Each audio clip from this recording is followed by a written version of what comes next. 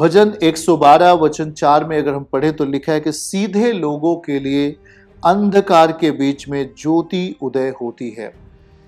सीधे लोगों के लिए अंधकार के बीच में ज्योति उदय होती है। परमेश्वर भला है और जब उस भलाई को हम ग्रहण करते हैं, जब उस योजना को हम अपने जीवन में ग्रहण करते हैं, याद रखें कि हम सीधे लोग कौन हैं। सीधे लोग वे लोग नहीं हैं जो पापों को ग्रहण करते हैं, जो व्यभिचार के अनुसार जीते हैं, चुपचाप बने रहते हैं, जो नशा करते हैं, किसी से लड़ाई नहीं करते, चुपचाप बने रहते हैं, जो व्यभिचार करते हैं, किसी से लड़ते नहीं, चुपचाप बने रहते हैं। मतलब वो सीधे लोग नहीं, जैसा यहाँ प्रभु बाइबल बता रहा है कि सीधे लोगों के लिए अंधकार के बीच में ज्योति उदय हो जाती है। आशा रखने वाला जब कोई परमेश्वर के शक्ति पर आशा रखता है, जब उसके बलवंत हाथों पर कोई आशा रखना शुरू करता है, तो वो हमारे लिए, हमारे जीवन के लिए, जब आपके जीवन के लिए जहाँ पर आप अंधियारा होता है वहाँ पर ज्योति उदय होती है, वहाँ पर एक आशा उत्पन्न होती है, परमेश्वर की सामर्थ्य उत्पन्न होती है हमारे जीवन में काम करने के लिए। सीधा व्यक्ति वो नहीं है जो कि कहता है कि चलो जी ठीक है, यहाँ ये काम कर ले, बुराई कर ले और फिर शांत हो जाएं, यहाँ पर ये नशा कर ले और हम शांत हो जाएं। ये मतलब ये सीधापन नहीं है। सीधापन ये नहीं कि आप गलती करते रहें और चुपचाप रहें, व्यभिचार करते रहें और चुपचाप रहें, ये कोई सीधापन नहीं है। सीधापन का मतलब परमेश्वर के वचन के अनुसार चलने वाला व्यक्ति ही सीधा है। वो सीधे लोगों के लिए, तो सीधे लोगों के लिए अंधकार के बीच में ज्योति उत्पन्न होती है, मतलब हमारे कामों का निवारण होगा। जब प्रकाश उत्पन्न होगा, प्रकाश तभी उत्पन्न होगा जब हम परमेश्वर पर आशा रखेंगे, उसके वचन पर भरोसा रखेंगे, तो हमारे तमाम कामों में परमेश्वर अपनी उपस्थिति दे करके हमारे लिए लाभ उत्पन्न करेगा, हमारे लिए आशीषों को उत्पन्न करेगा, हमारे लिए चंगाइयाँ उत्पन्न करेगा, हमारे लिए आनंद उत्पन्न करेगा। तो वो उत्पन्न तो करना चाहता है, हमारे जीवन को वो आशीषों में लेकर चलना चाहता है, पर हमें अपने जीवन को कहाँ पे रखना है? प्रभु के निकट। मत्ती 11:28, हे सब परिश्रम करने वाले, बोझ से दबे हुए लोगों, मेरे पास आओ।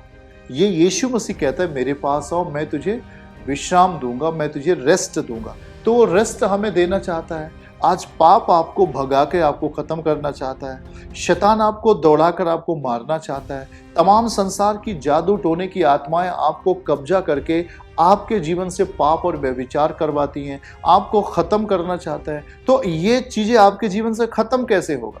आप अगर उसमें बंध गए हो, अगर आप उसके कंट्रोल में चले गए हो, तो आप कैसे निकल पाओगे? प्रभु प्रकाश है, इसलिए यशायाह अध्याय 60 कहता है कि उठ और प्रकाशमान हो, क्योंकि तेरा प्रकाश आ गया है। अब हमें किसी चीज की चिंता नहीं, प्रकाश हमारा आ चुका है, खुदावन हमारे पास आ चुका है। वह कहता है कि जाओ और सुसमाचार बताओ, क्योंकि स्वर्ग का राज्य निकट आ गया है। स्वर्ग का राज्य का मतलब परमेश्वर का राज्य हमारे निकट आ गया है। तो जब स्वर्ग का राज्य हमारे निकट आ गया, प्रकाश हमारे निकट आ गया है, तो उसे अपने जीवन में आने के लिए मौका कौन देगा? आप देंगे। अगर अंधा बर्तिमाई चिल्लाकर मसीह को बुलाता नहीं, तो उसका अंधापन दूर नहीं होता। अगर वो स्त्री जो इसको 12 साल का लहू बहने का रोग था, अगर वो यीशु के पीछे, यीशु को छूने के लिए नहीं जाती, तो उसका रोग नहीं दूर होता। तो हमें यह काम करना पड़ेगा, हमें उसके पीछे चलने के लिए हमें अपने हाथ और पांव का इस्तेमाल करना होगा, अपने जीवन को उसके पीछे दिखाना होगा, अपने तमाम कामों को उसके पीछे दिखाना होगा। हमें तमाम योजनाओं को जो है हमारी जिंदगी में, वो सब कुछ प्रभु के पीछे लेकर चलना होगा। तब हमारे जीवन के लिए वो चीजें उत्पन्न होंगी जो आपने कभी सोचा भी नहीं है। तब हमारे जीवन के लिए वो हर चीजें पैदा होंगी जो कभी आपने सोचा भी नहीं है। वो हमें नहीं चाहता कि हम भीख मांगे, वो हमें नहीं चाहता कि हम नष्ट हों, वो हमें नहीं चाहता कि हम आधे उम्र में खत्म हो जाएं, वो हमें नहीं चाहता कि हम बीमारी में मरें, वो नाम धरा ही नहीं चाहता। परमेश्वर हमारा सम्मान करता है, प्रभु हमारा आदर करता है। जरा सोच के देखो कि वो राजाओं के राजा हैं, वो सर्वशक्तिमान है, हमें हमें वो कितना बड़ा परमेश्वर जिसने पृथ्वी बनाई, सूर्य बनाया, सारी चीजें बनाई, वो हमें अगर ख्याल रखे, अगर हमारे जीवन के लिए वो इतना सब कुछ कर सकता है, तो मैं क्यों नहीं उस मसीह के पीछे चलने के लिए अपने आप को तैयार करूं? उस पर मैं क्यों भरोसा ना रखूं कि वो हर कठिन समय में हमारे साथ खड़ा है, वो हर समय वो हमारे साथ खड़ा रहता है। आप जहां जहां जाएंगे वो आपकी रक्षा करता हुआ आपके साथ चलेगा, आपकी अगुवाई करेगा, आपके हर कामों में, छोटे से लेके बड़े तक हर कामों में वो आपकी मदद करेगा। तो जो चीज बाइबल में हम देखते हैं कि नए नियम में जो लोग छुटकारे को, बड़े से बड़े छुटकारे को प्राप्त किया, वो यीशु के पीछे चला और अपने जीवन में चंगाई को प्राप्त किया। कनानी स्त्री के विषय में अगर देखें तो वो यीशु को पुकारती है, पुकारती है, पुकारती है और फिर सामने जाती है प्रभु के और खुदा की महिमा करती है, परमेश्वर का धन्यवाद करती है और वो अपने जीवन में आशीषों को लेके आती है। अब ऐसा आप नहीं कह सकते कि प्रभु मैं कुछ नहीं करूंगा, आप मुझे चंगा करिए तो करिए, नहीं तो छोड़िए। तो परमेश्वर आपके लिए कुछ नहीं करेंगे, वो खुदावन है, उनके पास मरीजों की कमी नहीं है। आप किसी बड़े डॉक्टर के पास बोले मैं आपके पास नहीं आऊंगा, आप मेरा इलाज नहीं कर पा रहे हैं, आप बहुत देर लगा रहे हैं, मैं आपके पास नहीं आऊंगा, तो डॉक्टर, जो बड़ा डॉक्टर, कुछ भी कभी भी नहीं कहेगा कि आप आओ या ना आओ, आपकी इच्छा, क्योंकि उसके पास आप नहीं जा रहे, उसके पास हजारों मरीज जा रहे हैं। परमेश्वर के पास अगर आप आते हो तो आप अपने मनों को तैयार करके आओ ना, अपने हृदय को तैयार करके आओ, ताकि वो आपके मनों को स्वीकार करे, आपको नम्र और दयालु आंखों से देखकर आपके जीवन को सही करे, अपनी सामर्थ्य से आपको छूकर सही करे। अगर आप अपने मन के घमंड पर हैं, मन के हठ पर हैं, तो आपकी ओर कतई देखेगा नहीं। लेकिन जब आप कहोगे प्रभु मेरे जीवन में आइए, मेरे पापों को क्षमा करिए, अपने लहू से हमें धो दीजिए प्रभु, वो आपके जीवन में वैसा ही करेगा जैसा आप कह रहे हैं। अगर आपका भरोसा है, तो अगर आपको भरोसा है कि यीशु मेरे लिए दुख उठाया, मेरे लिए बहुत कष्ट उठाया और वो फिर मृत्यु को हराकर जी उठा हमारे लिए, तो वो आपके लिए वो तैयार है। अगर आप कहते कि नहीं प्रभु आप नहीं हैं, आप मेरे लिए कुछ नहीं कर सकते, तो आपके लिए कुछ नहीं कर सकता हो। आपने बड़े बड़े चिन्ह और चमत्कारों को देखा है, डेली देखते हैं, आप सुनते हैं, चर्च में आते हैं, बड़े बड़े कामों को आप सुनते हैं, गवाहियों को सुनते हैं। इसके लिए हमें अपने आप को तैयार करने की जरूरत है, हमें प्रभु के निकट जाने की जरूरत है। परमेश्वर के राज्य में छोटा व्यक्ति, बड़ा व्यक्ति सारे एक समान है, लेकिन हाँ, अगर आप संपन्नता की बात करें तो संपन्नता में छोटा बड़ा हो सकता है।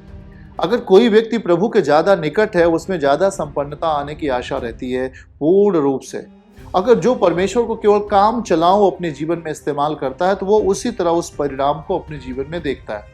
कोई है जो अपना टाइमली टाइट को बोता है, कोई अपना समय, अपने दशमांश को समय से देता है, अपने खेत के फल को, अपने तमाम चीजों को समय पे वो बीज को बोता है, उसकी जिंदगी के लिए बड़े चमत्कार होते हैं। वो पल पल पर उसकी जिंदगी में किसी भी पैसे की या धन की कमी नहीं आती है, थोड़ी भी समस्या नहीं आती है, क्योंकि वो एक बड़ी योजनाओं के साथ लिपट जाता है।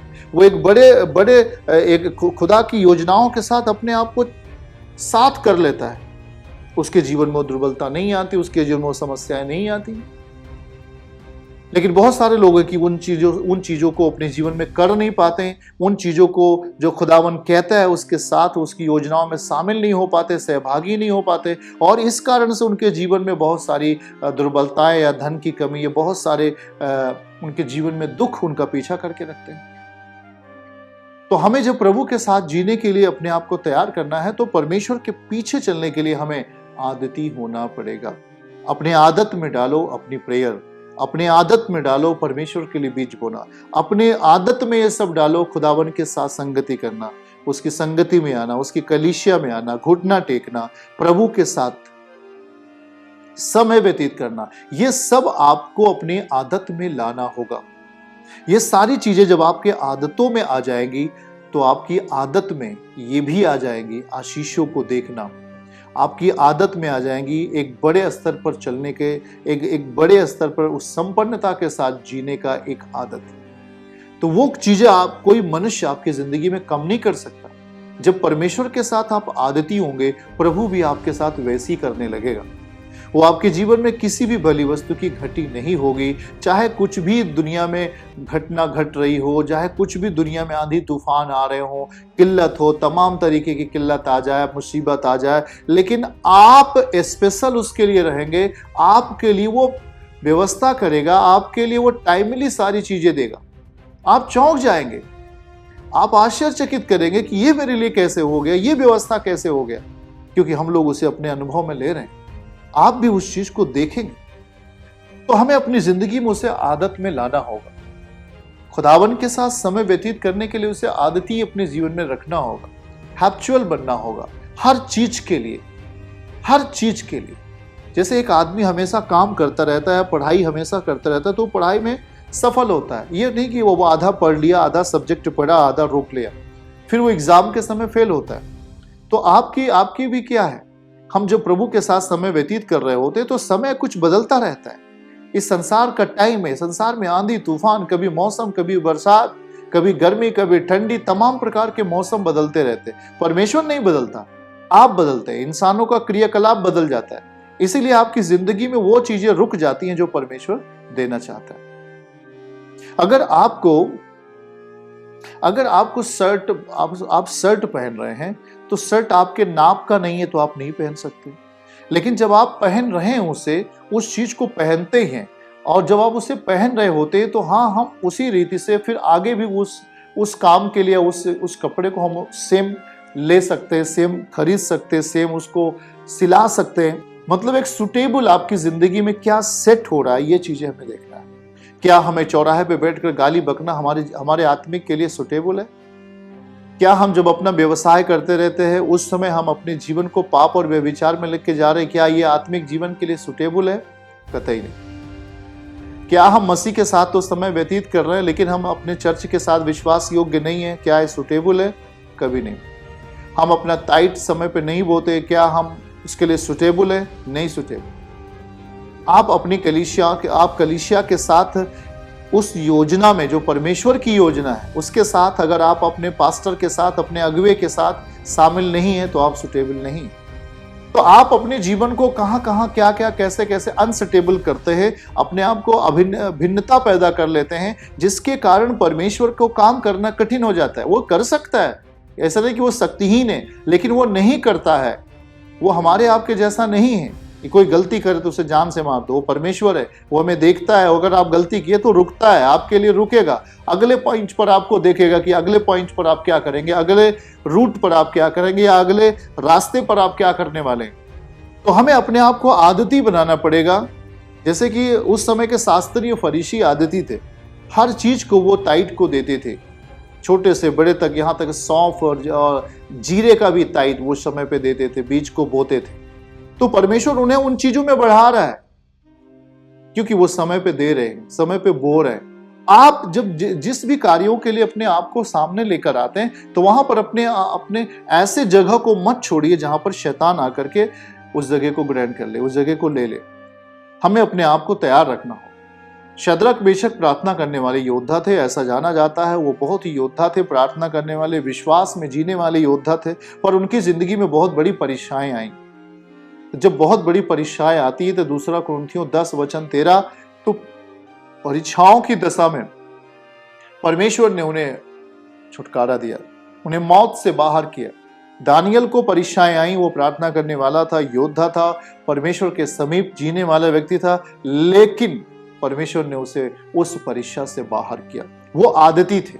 वो ऐसा नहीं कि आज उन्हें प्रार्थना किया, आज उन्हें अपना दशमांश को बोया, अपना ताइत को बोया, कल वो नहीं बोएंगे। ये अपने आत्मिक कामों को आज किया, कल नहीं करेंगे। कल वो इस चर्च के साथ विश्वास हो गए, कल इस चर्च के साथ विश्वास योग्य हो जाएंगे, कल यहाँ पर खड़े हो जाएंगे, परसों वहां खड़े हो जाएंगे, दूसरे दिन यहाँ खड़े हो जाएंगे, तीसरे दिन वहां सुनने लगेंगे, 5वें दिन वहां सुनने लगेंगे। मतलब ये अपने जीवन को डिस्टर्ब नहीं करते। हमें हैबिचुअल होना होगा, हमें आदती बनना होगा, आत्मिक कामों के प्रति स्टैंड होना होगा, खड़ा होना होगा। कुछ भी हो जाए, हमें प्रभु के लिए खड़े होना है, हमें सेवकाई के लिए खड़े होना है, प्रभु के सुसमाचार के लिए खड़े होना है। आपको पता होना चाहिए, बाइबल कहती है कि जब वो पतरस के पास जाता है, जब वो यूहन्ना के पास जाता है, तो उन्होंने अपनी नावें छोड़ दी, अपने कामों को छोड़ दिया, और वो मसीह के काम के लिए चुने गए थे। वो खुदावन के काम के लिए चुने गए। जब मसीह ने उन्हें चुना तो प्रभु ने कहा कि अब तू मछली नहीं, अब तू मनुष्य को पकड़ा करेगा। तो उन्होंने फिर से वो चीज बीच में, जब तक वो यीशु मसीह थे वो नहीं गए। लेकिन जब एक बार जब उन्होंने गलती की, जब उन्होंने मसीह के सलीब पे जाने के बाद जब मसीह जी उठता है तो फिर देखता है कि वो उसके चेले फिर से मछली मारने लगे। तो मछली मारने के लिए गए पर एक भी मछली नहीं मिली। अब ध्यान से देखिए, उन्हें हार का सामना करना पड़ा, क्योंकि फिर से वो पुराने जीवन में चले गए, फिर से वो बैकअप हो गए, फिर से जहां से उन्होंने जिंदगी की शुरुआत की थी वहीं से वो फिर पहुंच गए। तो हमें ये बात को ध्यान देने की आवश्यकता है कि अगर पतरस नाकारता है, पतरस अपने आप को पीछे लेके गया, तो वो फिर से एक भी मछली को प्राप्त नहीं कर पाता, वो वहां से टूटता है। लेकिन वहां यीशु फिर आता है और उसे सारी बातों में बलवंत करता है और तब वो प्रभु का काम करते हैं। हालेलुया। चर्च की सभी प्रार्थनाओं को और परमेश्वर के दास के द्वारा टीचिंग सुनने के लिए और अपडेट्स को जानने के लिए हमारे इस चैनल को सब्सक्राइब करें और साथ में बेल आइकन को जरूर दबाएं ताकि जब भी लाइव प्रार्थना हो तो सबसे पहले आप देख सकें।